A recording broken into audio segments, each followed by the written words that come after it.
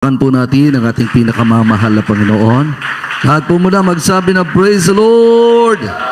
Praise the Lord! Tayo po mga minamahal ay muli narito sa pinakamahalagang bahagi, ang ating pong pakikinig ng salita ng ating mabait na Diyos. Tayo po lahat ay tumayo.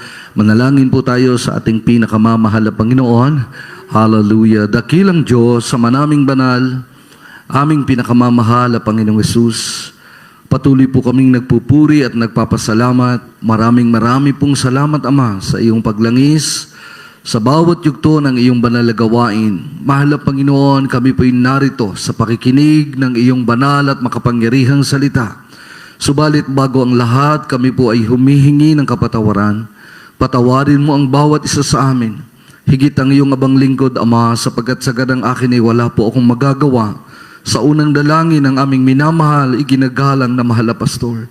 Gabayan mo at pangunahan ng iyong abang lingkod. Langisan mo, dakilang Diyos, ang iyong banal na salita. Pagpalain mo ang bawat isa na makapakikinig ng iyong banal na salita. At wasakin mo, alisin mo ang lahat ng hadlang. Ito po ang aming samot dalangin. In Jesus' name, demons of all hindrances cast out. In Jesus' name. In Jesus' name. Praise God, praise the Lord, hallelujah. At makabalik po kayo mga kapatid sa inyo pong upuan. Tayo po ay magpapatuloy. The highest praise, glory, and honor belongs to our loving Savior, Jesus Christ. At patuloy po tayo na nagpapaabot ng paggalang, pagrespeto, pagbati po sa ating minamahal na mga magulang sa ating mahal na Panginoon. Patuloy po nating inaalaala ang kanilang mga ginintuang pagtuturo at pangangaral. Wala pong iba kundi ang ating dearly beloved Honorable Evangelist Pastor Wildy Estrada Almeida, ating po beloved Honorable Assistant Pastor Lina C. Almeida. Pagbati rin po sa buong beloved Almeida family, beloved Almeida children, sa lahat din po ng ating mga kababayan, sa lahat din po ng ating mga kapatirang nanonood sa gawain ng ating pinakamamahal na Panginoon. Praise God. At sa ating lahat dito po sa venue, palakpakan po natin ang ating pinakamamahal na Panginoon. Pinabati po natin ang ating mga kapatiran dito po sa buong UAE. Praise God. At tayo po mga minamahal ay magpapatuloy na po. At welcome po sa ating minamahal na mga bisita kasama natin sa araw na ito. Ganon din po sa ating mahal na kapatid na muling ibinalik sa dakong ito ng Dubai mula po sa dako ng Cavite, mga minamahal, ay maluwalhati pong nakarating dito sa dako ng Dubai upang dito ay magpatuloy na maglingkod sa mahal na Panginoon. Hindi lamang po ang maghanap buhay, magtrabaho, kundi ang makapagpatuloy tayo na makapaglingkod sa ating pinakamamahal na Panginoon sapagkat ito ang pinaka the best sa lahat. Amen? Na tayo po ay magpatuloy na maglingkod sa ating pinakamamahal na Panginoon. Praise the Lord. Hallelujah. Mga kapatid, sa paglilingkod po natin sa ating dakilang Diyos, ating pong naririnig lagi na maging sa mga nagpapatutuo na ang ating paglilingkod po sa Diyos ay hindi po laging matamis, hindi po laging rosas. Amen? Sa buhay ng Kristiyano, meron talagang pagsubok, merong trials. Amen? Iyan po ay kumbaga tanggap na po natin. Amen? Ngayon, sino po sa inyo ang may pagsubok? Amen. Parang lahat kayo? Lahat po tayo? Talaga naman mga minamahal, ang Kristiyano ay dumadanas ng pagsubok. Sino ang may gusto? Wala. Gusto nyo ba ng pagsubok? Merong may gusto. Sa'yo na lahat. Pati yung sakin, sa'yo na rin. Meron po mga minamahal, mga Kristiyano na gusto nila may pagsubok. Merong ganong Kristiyano, mga kapatid. Gusto nila merong trial sa buhay nila. Dahil ang iniisip po nila kapag may trials, may blessing. Amen? Kaya yung iba, gusto nila may trials. Kaya siguro yung sumagot kanina, gusto may trials dahil kapag may trials, may blessing. Mga minamahal, hindi ba pwedeng may blessing kahit walang trials? Di ba? Kaya kung gusto nyo, yung sa akin na trials, sa inyo na. Buong puso kong ibinibigay. Pero yung pagpapala, hati-hati tayo. Share-share tayo, mga minamahal. Amen? Dahil sabi ng Biblia yan eh. Amen? Magbigayan, magpalakasan, magtulungan, magdamayan, magmahalan. Blessing yun. Mag-share tayo. Pero pag trials, yung trials nyo, huwag nyo nang i-share sa akin. Sa inyo na yan. Kasi kanya-kanya naman tayo eh. Amen? Kaya kung ako ang tatanungin, mga kapatid, sa totoo lang, mga minamahal, ay ayoko ng trials. Bakit? Hindi ba pwedeng pagpalain tayo ng walang trials? Pwede naman. Amen. Pero sabi ko nga, mga kapatid, meron pong mga Kristiyano, gusto nila may trials. Dahil pag may trials, may blessing. Amen? Pwede nga nang walang trials, pero may blessing. Pero mga kapatid, sa Bible, meron talaga. Amen? Hindi natin ito matatakasan, hindi po natin maiiwasan, mga minamahal, meron talaga. Bagamat sinasabi ng Biblia na iwasan natin, layuan natin, pero meron talaga. Amen? May pagsubok ang Kristiyano dahil bahagi po ito ng buhay mananampalataya.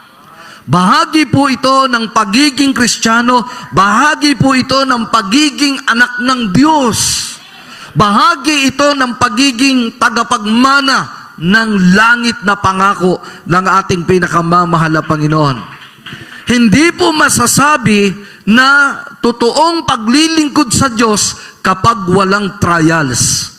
Kapag walang pagsubok, hindi po masasabi na totoong paglilingkod sa Diyos. Kaya yung ating mga baguhan o ating mga bisita, hindi tayo dapat mangamba, matakot, mag-alala. Naku, ay may pagsubok pala, may trials pala sa gawaing ito na napuntahan ko. May trials pala sa paglilingkod sa Diyos. Ayaw nga natin nun eh. Huwag tayong matakot, mga minamahal. Huwag tayong mag-alala na may trials dahil lahat meron. Lahat po ng totoong naglilingkod sa Diyos, lahat po ng totoong tagalangit, may mararanasan po nito. Makakaranas talaga tayo nito, mga minamahal. Dahil nakasulat nga sa Biblia, meron talaga, mga kapatid. Basahin po natin Psalms chapter 11, verse 5. Amen. Psalms chapter 11, verse 5. The Lord trieth the righteous, but the wicked and him that loveth violence, his soul hateth. Sinusubok ng Panginoon ang matuwid, ngunit ang masama at ang umiibig ng pagdadahas ay kinapupuutan ng kaniyang kaluluwa. Amen. Palakpakan po muna natin ang ating pinakamamahal na Panginoon. Ang sabi ba kami naman, sinusubok ng Panginoon ang matuwid. Ang linaw, mga kapatid. Sinusubok pala ng Diyos ang mga anak ng Diyos. Ang mga matuwid, dumadaan, nakakaranas ng trials. Yan ang sabi ng banal na kasulatan. Dagdagan po natin, mga minamahal, Job 7, 17 and 18. Job 7, 17 hanggang 18. In the book of Job, chapter 7, verse 17 and 18, English Tagalog. What is man that thou shouldest magnify him, and that thou shouldest set thine heart upon him, and that thou shouldest visit him every morning and try him every moment? Sa Tagalog, ano ang tao at iyong palakihin siya at iyong ilalagak ang iyong puso sa Kanya, at iyong dadalawin siyang tuwing umaga, at susubukin siya sa tuwing tuwina. Amen. Mga minamahal, mas mahirap basahin ng Tagalog, ano po? mga edukadong tao po yung ating tagapagbasa, pero pagdating sa Tagalog, nahirapan tayo. Amen? Mga kapatid.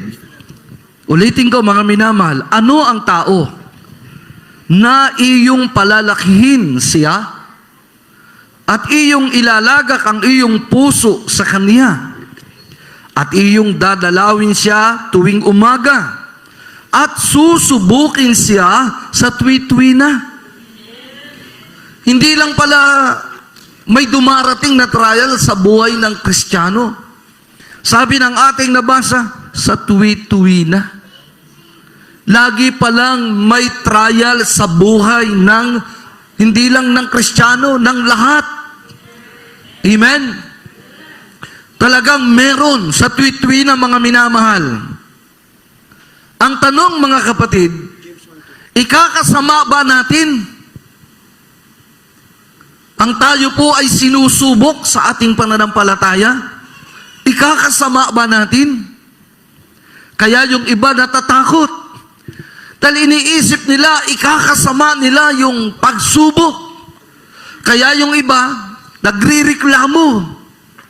Pagsubok na naman. Puro na lang pagsubok. Akala ko ba pag naglingkod sa Diyos, pagpapalain, bakit puro pagsubok? Mga minamahal, kaya yun ay nagiging saloobin ng iba, namumutawi sa kanilang kaisipan, sa kanilang labi na bakit puro pagsubok na lang. Mga minamahal, isa lang yan. Hindi sila nasunod sa kalooban ng Diyos. Kapag tayo'y nasunod sa kalooban ng Diyos, hindi ka magrereklamo, hindi ka matatakot. Kahit may pagsubok. Dahil alam natin na totoong meron at sa Biblia, hindi naman tayo pababayaan ng Diyos. Kapag may pagsubok, mga minamahal. Kaya may pagsubok, mga minamahal. So ngayon, ang tanong nga, makakasama ba sa atin ang trials? Ang Biblia po ang ating pasagutin. James chapter 1 verse 12. Hallelujah, praise the Lord. From the book of James, chapter 1, verse 12. Blessed is the man that endureth temptation, for when he is tried, he shall receive the crown of life, which the Lord hath promised to them that love him. Santiago Kapitulo 1, versikulo 12. Mapalad ang taong nagtitiis ng pagsubok, sapagkat pagkasubok sa kaniya, siya'y tatanggap ng putong ng buhay, na pinangako ng Panginoon sa mga nagsisiibig sa kaniya. Amen. Amen. Mga minamahal, pinalitan na agad ni beloved brother Dong ng mas angkop. Kasi ang nakasulat ay yung pagtitiis. Mapalad ang taong nagtitiis ng tukso. Tukso ang nakalagay, mga minamahal. Sapagkat pagkasubok sa kanya, siya'y tatanggap ng putong ng buhay na ipinangako ng Panginoon sa mga nagsisiibig sa kanya. Mapalad ang taong nagtitiis ng pagsubok, sabi nung pagkabasa. Amen? So ang tanong, makakasama ba? Sabi ng ating nabasa, mapalad ang taong nagtitiis ng pagsubok. Mapalad ang taong nagtitiis ng tukso, sapagkat pagkasubok sa kanya, siya'y tatanggap. Ayun na. Yun yung gusto nung iba. Pagkatapos ng pagsubok, pagpapala. Dahil yan ang nakasulat, mga minamahal. Pero kung minsan, hindi agad, hindi karaka-raka, dumarating ang blessing. Dahil kaya nga tayo sinusubok. Itinetest tayo ng mahal na Panginoon kung karapat dapat tayong pagpalain. So yung ibang dumanas ng trials, hindi dumating sa kanila ang pagsubok, ay rather ang pagpapala. Dahil nakita ng Diyos na hindi sila karapat dapat tumanggap ng pagpapala. So ibig sabihin, tama na kapag tayo pala'y sinusubok para makita ng Diyos kung dapat nga tayong pagpalain. Amen? Palakpakan po muna natin ang ating mabait na Diyos. Kaya ang sabi po dito sa ating binabasa, mapalad. Hindi sinabing masama, hindi sinabing pangit, hindi sinabing malas kapag ikaw ay may trials. Ang sabi diyan, mapalad. Amen? Na ipinangako ng Panginoon sa mga nagsisiibig sa Kanya. Ayun po yung mapalad.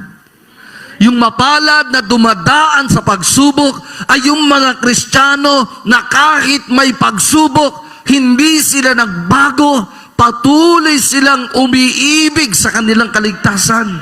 Patuloy silang nagpapahalaga at umiibig sa Panginoon. Amen?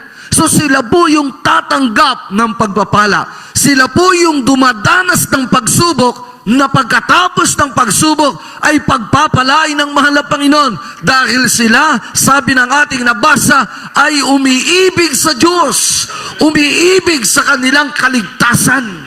So sa kanila nakalaan yung sinasabing pagkatapos ng trials, blessing naman ang darating sa buhay.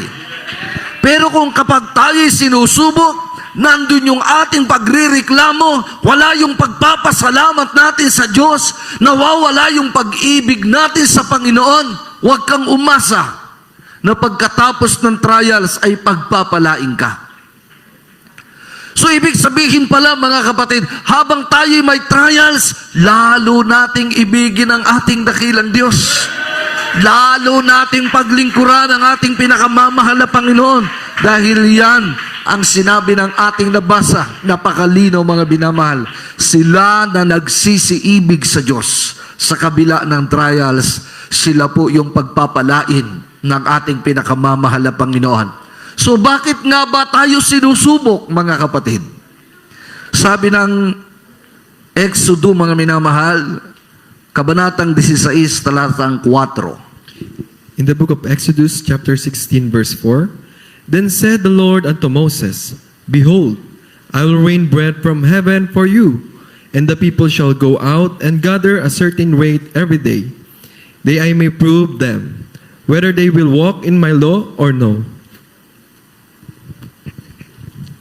Ang ikalawang aklat ni Moses, na karaniwang pinangan lang Exodus, Kabanata 16, talatay 4. Na magagayoy sinabi ng Panginoon kay Moses, Narito, kayo'y aking pauulanan ng pagkain mula sa langit, at lalabasin at pupulutin ng bayan araw-araw ang bahagi sa bawat araw, upang aking masubok sila, kung sila'y lalakad ng gayon sa aking kautusan o hindi. Amen. Amen. Ang Israel, mga minamahal, nung ilabas ni Moises ng kapangyarihan ng Diyos sa pamamagitan po ni Moises, ang bayan mula sa Ehipto, doon sa ilang habang sila'y naglalakbay, yung mga tao naging mariklamo sa Diyos. Sabi nga ng mga Israelita, Moises, inalis mo kami sa Egypt. Dinala mo kami dito sa ilang, mamamatay kami dito sa gutom. Sa Egypt, maraming pagkain, kahit maraming kaming ginagawa doon, kahit napakahirap ng trabaho doon, ang dami namang pagkain. Dito sa disyerto, dinala mo kami para mamatay sa gutom. Pero si Moises ay kinausap niya ang Diyos. At ang sabi ng ating mahal na Panginoon, Moises, magbibigay ako ng saganang pagkain. Pero mga minamal, hindi po yung darating na lamang sa hapagkainan ng mga Israelita. Hindi, mga minamahal. Ang sabi dyan, mga minamahal, araw-araw ang bahagi sa bawat araw upang aking masubok sila. Basahin ko nga sa simula. Nang magkagayoy sinabi ng Panginoon kay Moises, narito, kayo'y aking pauulanan ng pagkain. Sipin nyo mga minamahal, uulan ng pagkain. Grabing pagkain yan. Hindi ka na maghahanap buhay. Hindi ka na magpapagal. Uulan ang pagpapala ng ating dakilang Diyos. mula sa langit at lalabasin at pupulutin ang bayan araw-araw. Yun lang, mga kapatid. Kailangan lumabas ang bayan. Kung naulan, kung masikat ang araw, kung nag-i-snow, kailangan ang bayan lalabas. Kailangan pulutin nila. Araw-araw lalabas sila, araw-araw pupulutin nila yung pagkain. Ano ang layunin? Pwede naman nga na lumitaw at lumabas na lang yung pagkain sa loob ng tolda ng bayan. Bakit kailangan pa, kahit masungit ang panahon, lalabas pa sila para pulutin yung pagkain? Ang sabi dyan, mga minamahal, kung sila'y lalakad ng ayon sa aking kautusan o hindi, big sabihin, para makita ng Diyos kung sila'y susunod. Amen? So yun yung layunin, mga minamahal, kung bakit tayo sinusubok. Para makita ng ating mahal na Panginoon, hindi lang para pagpalain Para makita ng ating dakilang Diyos kung tayo'y susunod sa ating mahal na Panginoon. Doon makikita ng ating dakilang Diyos. Kaya may trial sa buhay ng Kristiyano. Kahit ng mga unang panahon, yung mga heroes of the Bible, mga banal sa Biblia, mga mananagumpay sa Biblia, mga malalapit sa mahal na Diyos. Dumanas sila ng pagsubok, mga kapatid. Sabi ng ating nabasa, para makita, para mapatunayan ng Diyos kung karapat dapat sila. Amen? So yun yung layunin ng pagsubok sa buhay ng Kristiyano, para makita ng ating mabait na Diyos kung tayo po'y lalakad ng ayon sa Kanyang kalooban, kung tayo'y magpapatuloy sa Kanyang kautusan o hindi. Kaya nga merong mga Kristiyano na kapag dumarating ang trial sa kanilang buhay, yung iba nagpapahinga na sa paglilingkod sa mahal na Panginoon. Yung iba nagpapalamig-lamig na sa paglilingkod sa ating pinakamamahal na Panginoon. Kaya hindi sila nakapagpatuloy, hindi sila pinagpala ng mahal na Panginoon. Pero yung mga nagtiis, yung mga nagsakripisyo, yung mga nagpatuloy, ibig sabihin sila yung patuloy na lumalakad sa kalooban ng Diyos. Sila po yung patuloy na sumusunod sa mga pamantayan palatuntunan ng Diyos. Na kahit merong mabigat silang pinapasan, kahit meron silang kahirapan sa buhay, patuloy nilang sinusunod ang katuwiran ng kalooban ng mahal na Panginoon. So yun yung layunin, mga minamahal. Kaya tayo ay dinarat na ng trial sa buhay para makita ng mahal na Panginoon kung talagang susunod tayo, kung talagang lalaban tayo, mga minamahal, ipaglalaban natin ang ating pananampalataya. Meron tayong mga kapatiran, choir member, mga minamahal, sa dako ng Cavite. Pumapasok sila sa isang malaking university. Mga minamahal, araw-araw hinaharang sila ng security guard. Ayaw na silang papasukin, mga minamahal, doon sa paaralan. Dahil sila'y ayaw magpantalon. Ang uniform, mga minamahal, pantalon.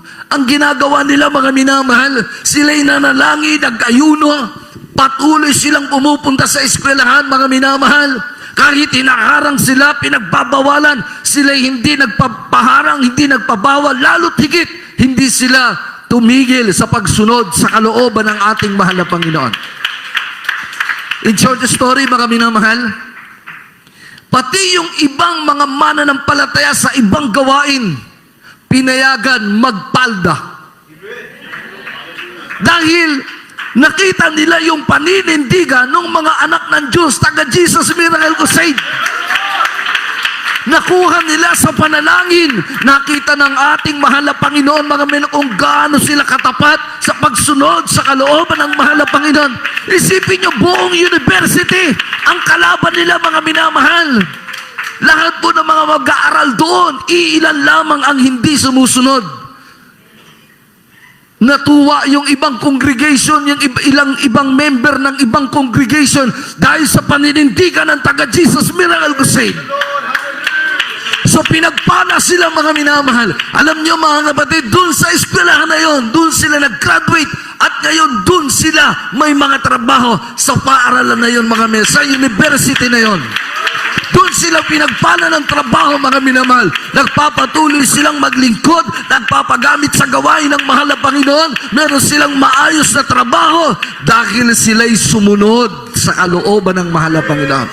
Sa gitna man ng pagsubok na yan, mga minamahal, hindi sila natinag, pinanindigan at ipinaglaban nila ang kanilang pananampalataya. So nalugod ang ating mabait na Diyos. Sinusukat pala ng ating mahal na Panginoon kung hanggang saan tayo'y susunod, kung paano natin ipaglalaban ang ating pananampalataya, kung paano natin titindigan ang paglilingkod natin, na hindi bali, mga minamahal, na tayo makalabag sa nais ng tao, wag lang sa nais ng Diyos.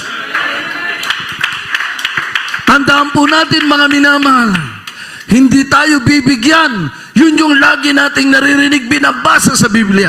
Hindi tayo bibigyan, pakikintulutan ng Diyos ng pagsubok na hindi po natin makakayanan.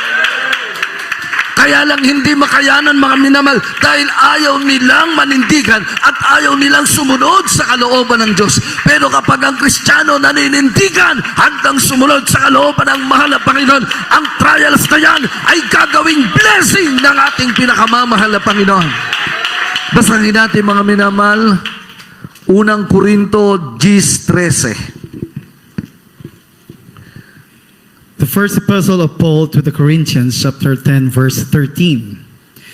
There had no temptation taken you, but such as is common to man, but God is faithful, who will not suffer you to be tempted above that ye are able, but will with the temptation also make a way to escape, that ye may be able to bear it. Unang Korinto Kapitulo 10, versikulo 13. Hindi dumating sa inyo ang anumang tukso, kundi yaong matitiis ng tao. Datapwat-tapat ang Diyos na hindi niya itutulot na kayo'y tuksuhin ng higit sa inyong makakaya. Kundi kalakip din ng tukso ay gagawin naman ang paraan ng pag-ilag upang ito'y inyong matiis. Amen. Amen. Hindi, mga minamahal, hindi darating sa atin ang pagsubok kung hindi natin makakayanan. Ibig sabihin, hindi ipapahintulot ng Diyos. Ang pagsubok ay dumating sa buhay natin kung hindi natin makakayanan. Datapot, ang sabi diyan, datapot tapat ang Diyos na hindi niya itutulot na kayo'y tuksuhin ng higit kaysa inyong makakaya. Hindi niya papahintulutan yan, mga minamahal. Kung hindi natin kaya, hindi ibibigay yan ng mahal na Panginoon. Binigay sa atin dahil kaya natin. Bakit dumarating ang pagkakataon na hindi makayanan ng Kristiyano? Dahil nga hindi sila nagpapasakop sa kalooban ng Diyos.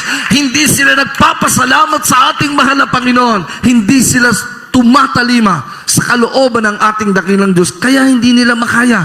Pero kapag ang Kristiyano sumusunod sa kalooban ng mahal na Panginoon, kaya. Dahil yun ang sabi ng Biblia, hindi ibibigay kung hindi mo kaya.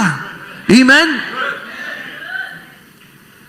Ang sabi pa, mga minamahal, kundi kalakip din ng tukso, gagawin naman ang paraan ng pag-ilag upang ito'y inyong matiis. Kailangan gawin natin ang pag-ilag, gawin natin yung pag-iwas. Paano mo maiiwasan ng tukso? Nakasulat at meron nga eh. Hindi po literal, mga minamahal. Paano tayo iiwas, mga minamahal?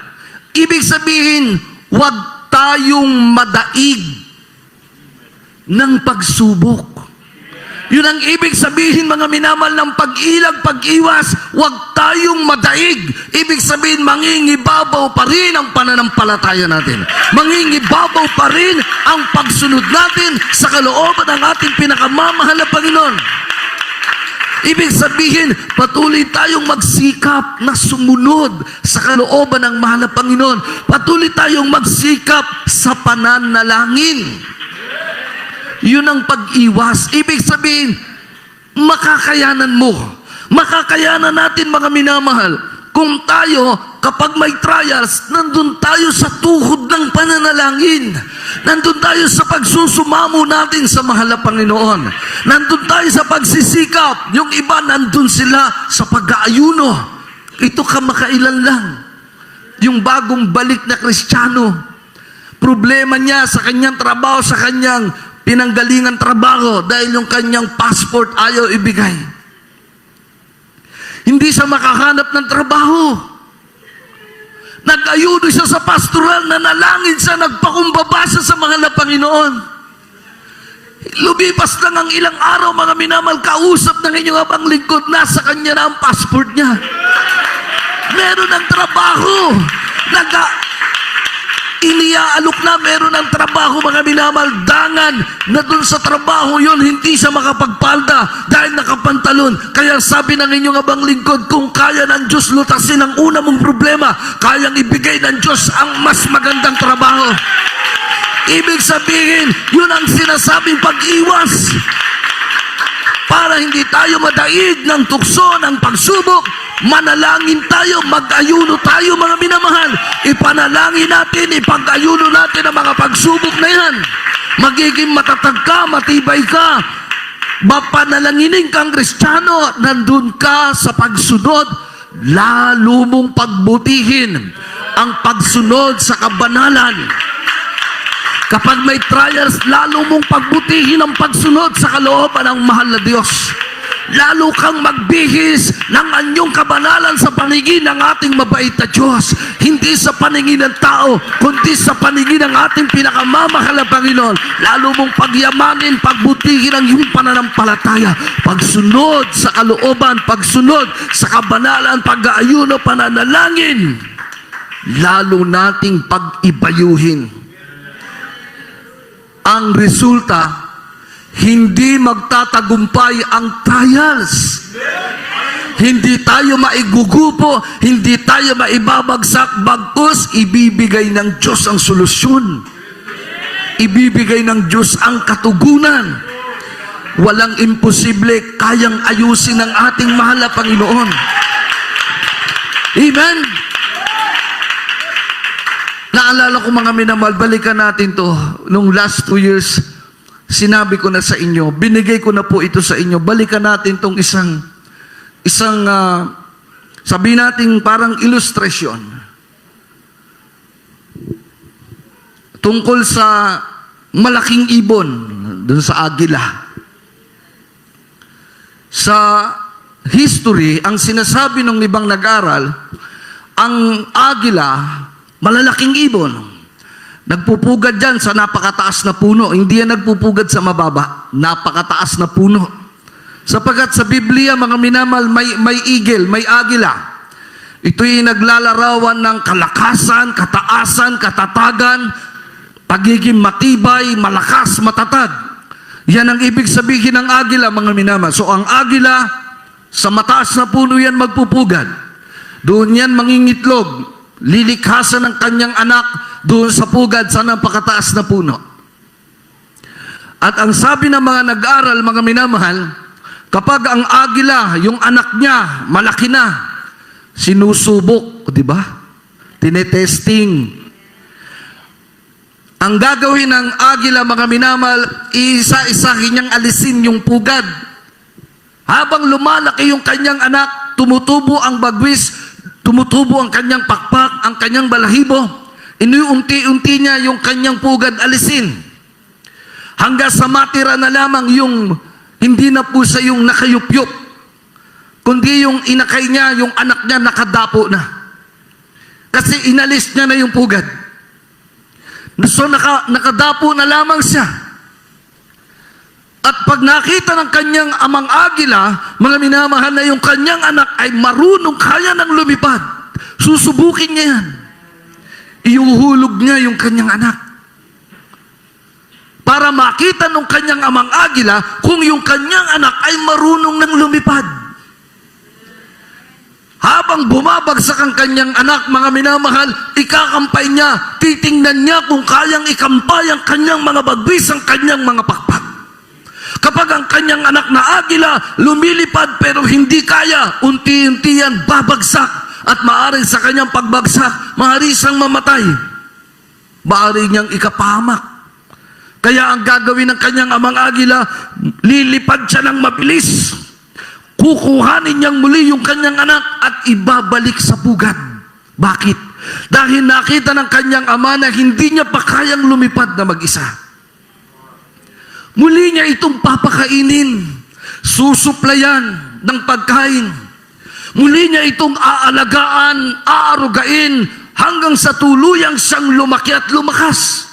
At sa ikalawang pagkakataon, gano'n naman ang kanyang gagawin. Iuhulog niya ang kanyang anak upang makita ang kanyang kakayanan sa paglipad.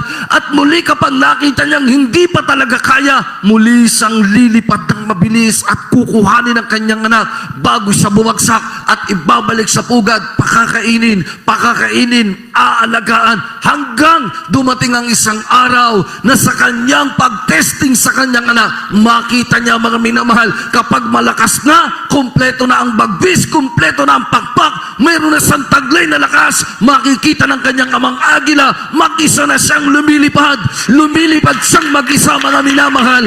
At sa kanyang paglipad, makikita ng kanyang amang agila, marunong na siyang sumalubong sa malakas na hangin, kaya niyang ilaban ang kanyang bagwis, mabilis na siyang lumilipad, matalas ang kanyang paningin, kaya niyang mabuhay na mag-isa dahil siya ay taglay na ang kalakasan, ang katatagan, kumpleto na ang kanyang lakas.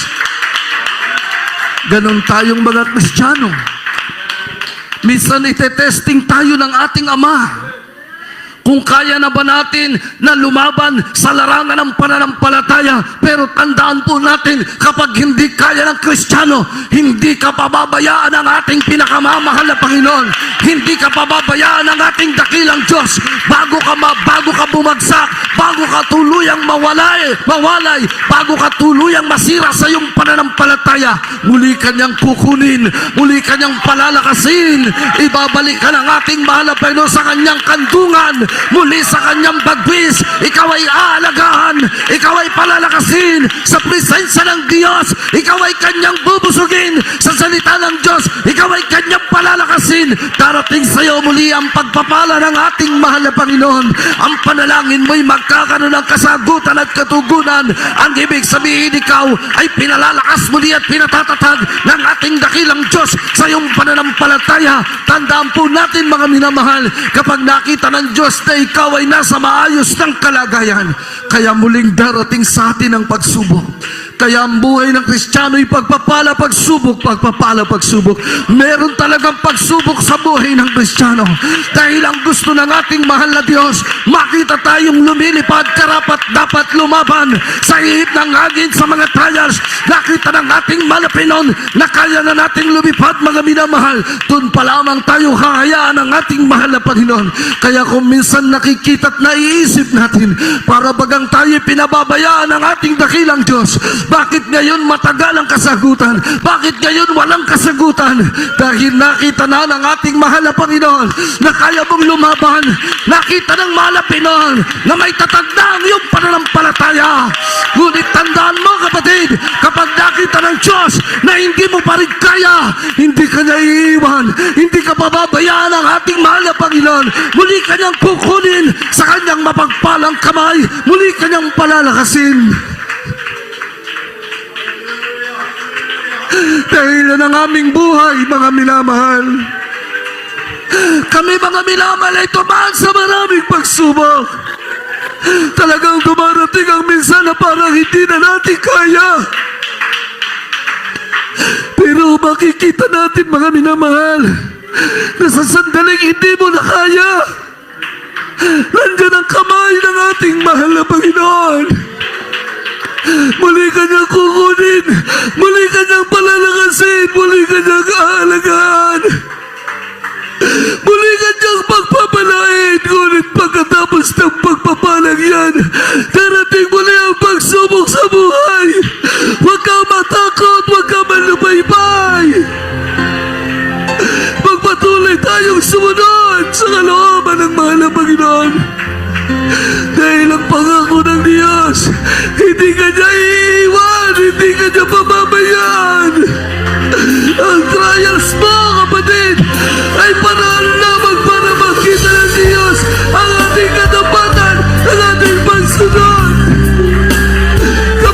hindi mo na kaya, nariyan ang ating mahal na Panginoon.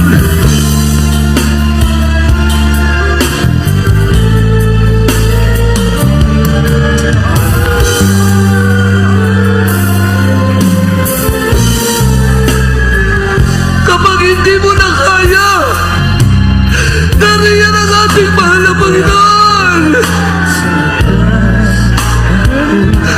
Iunat mo ang iyong kamay sa ating mabait na Diyos. Aabutin ka ng ating mahal na Panginoon. Aabutin ka ng ating dakilang Diyos.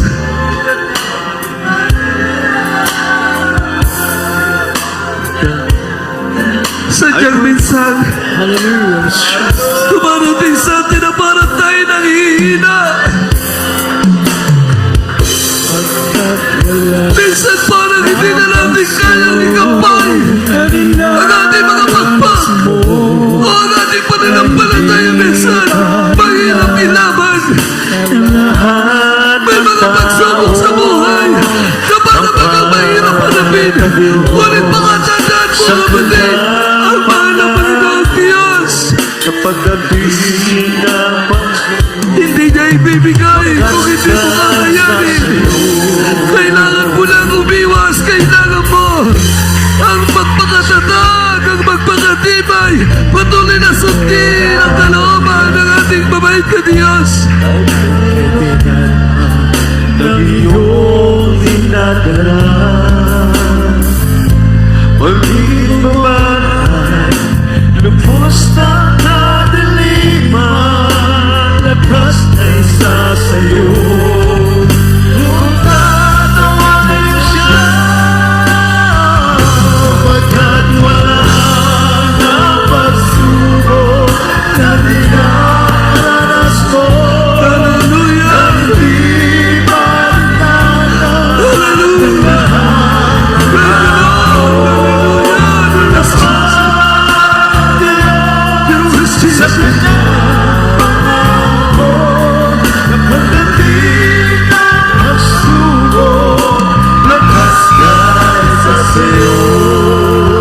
Hindi tayo iiwanan ng mahal na Panginoon.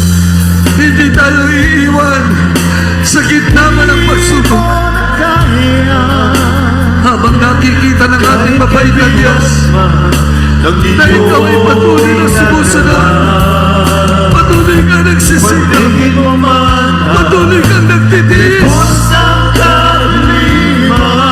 Hanggang kapatid, kapag hindi mo na kaya,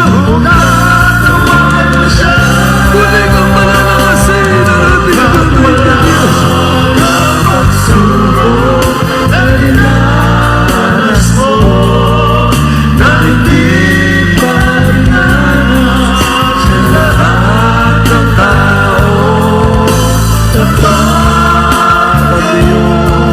Sa kanyang pangako, sapagkat di na pagsubok, lakas niya isa sa'yo. Pagkat wala na pagsubok na dinaras mo, na hindi mananas sa lahat ng tao. Sa kanyang pangako, pagkat di na pagsubok, lakas na isa sa'yo. Pagkat wala na pagsubok, na dinaras mo, ng isipan sa lahat ng tao. Sa kanyang pangako, sapagkat di na pagsubok, lakas na isa sa'yo. Mga minamahal, patuloy niyo pong kausapin ang ating pinakamamahal na Panginoon. Patuloy kayong makipag-usap sa ating napakabait na Diyos habang ang ating mahal na bisita ay bigyan natin ng pagkakataon. Kung meron po tayong bisita, mga minamahal, mabigyan natin ng pagkakataon na siya'y tumanggap sa ating dakilang Diyos. Subalit kung wala naman mga minamahal, tayo ay magpapatuloy. Mga minamahal, kapag hindi na po natin kaya, iunat mo ang iyong kamay sa mahal na Panginoon. Dahil kung ang literal na ibong agila, pag nakita niya na ang kanyang anak ay hindi na kaya, hindi niya ito hinahayaang mapahamak. Higit tayong mga anak ng Diyos. Kapag tayo'y pagod na, kapag tayo'y hirap na, kapag tayo'y para bagang hindi na natin kaya, iunat mo ang iyong kamay sa mahal na Panginoon. Dagdagan mo ang pagsusumamo sa Diyos. Dagdagan natin ang pagsunod sa kalooban ng mahal na Panginoon. Dahil habang ikaw ay nagsisikap, habang ikaw ay nagtitiis, nakikita yan ang ating mabait na Diyos.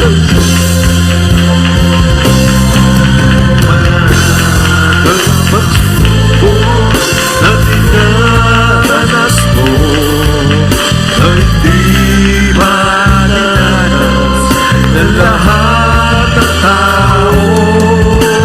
Tapat ang Diyos sa kanyang pangako, sa pagdating na pagsubok, lakas niya isa sa'yo.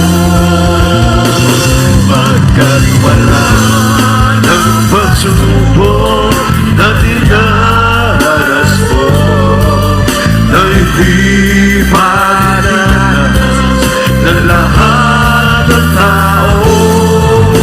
Tapat ang Diyos sa kanyang pangako, sa pagdating na pagsubok, lakas niya sa sa'yo. Tapat ang ating dakilang Diyos. Hindi niya ipapahintulot na hindi mo makayanan. Lalo na't nakikita niya na ikaw ay nagsisikap, nagtitiis at nagpapatuloy.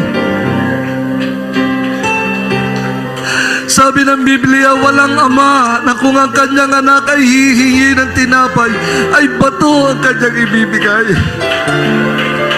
Walang ama na kung ang kanyang anak ay hihingi ng isda, ay ahas ang ibibigay.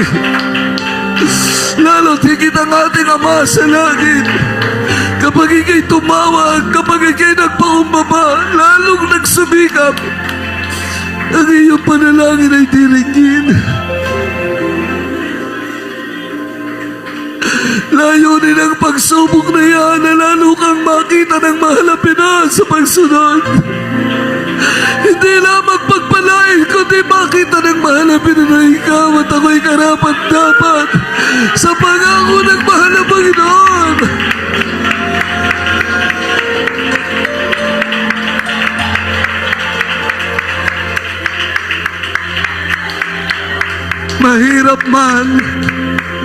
Mahirap man gawin, mga minamahal.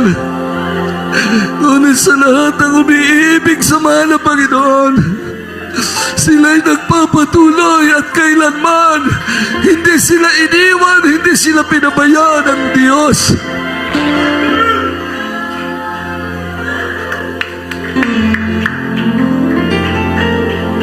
Manalangin tayo sa ating napakabait na Diyos.